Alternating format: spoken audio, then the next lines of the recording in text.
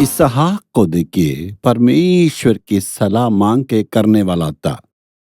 वो क्या है हम अध्ययन करेंगे बाइबल में उत्पत्ति 26 अध्याय को रहेंगे।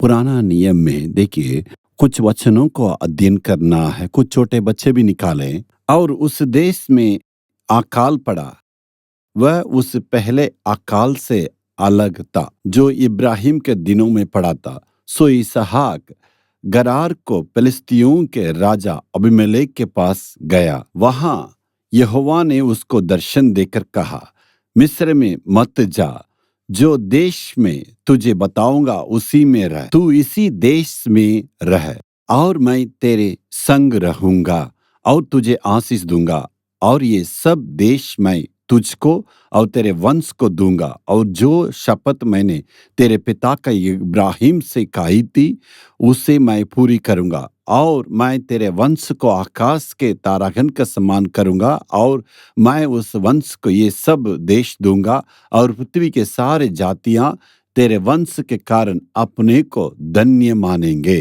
क्योंकि इब्राहिम ने मेरी मानी और मैं ने जो उसे सौंपा था उसको, और मेरी आज्ञाओं का विधियों और अवस्था का पालन किया।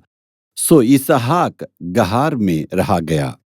वहां देखिए बड़ा एक अकाल आ गया। उस देश में रहने के लायक नहीं है, इतनी बड़ी अकाल आ गया।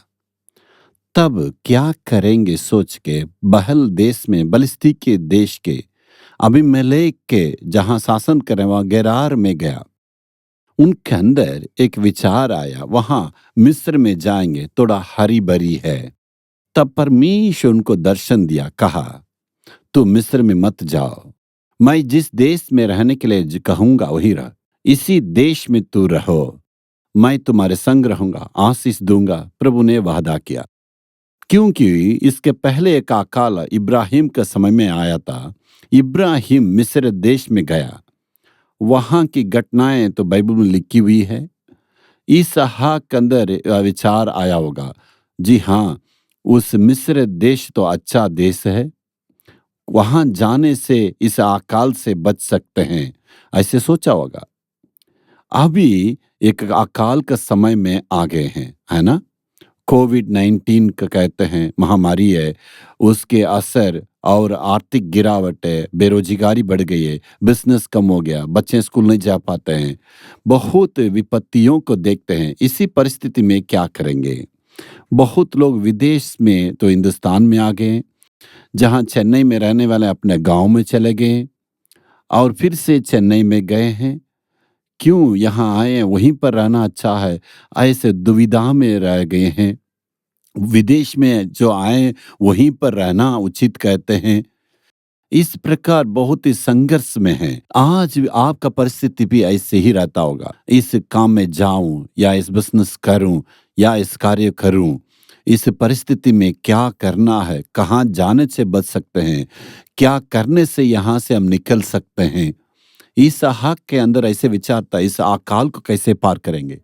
देश में अकाल बढ़ गया है, इस समय में हमारे साथ में रहने वाले हैं, परिवार, नौकर, सारे लोगों को खिलाना पिलाना क्या करेंगे। बहुत ही प्रश्न अंदर आया। परमेश्वर उनको दर्शन दिया, सलाह दिया, मिस्र में मत जाओ, इसी देश में रहो, मैं तुम्हारे संग रहूंगा, आशीष दूंगा। इसहाक आज्ञा माना। परमेश्वर की सलाह को आज्ञा मानने का व्यक्ति था इसहाक। इसलिए देखिए परिवार को सुरक्षित मिला। अकाल में भी परमेश्वर उनको खिलाया पिलाया, आशीष को दिया है। उसको लगातार वचन में हम पढ़ सकते हैं। आप परमेश्वर की सलाह को मानने से, वो महामारी का समय भी हो या अकाल का समय भी हो, बाढ़ का समय भी हो, किसी भी वक्त में परमेश्वर आपको सुरक्षित रखेगा, वो हमेशा संभालेगा, आपका साथ रहेगा।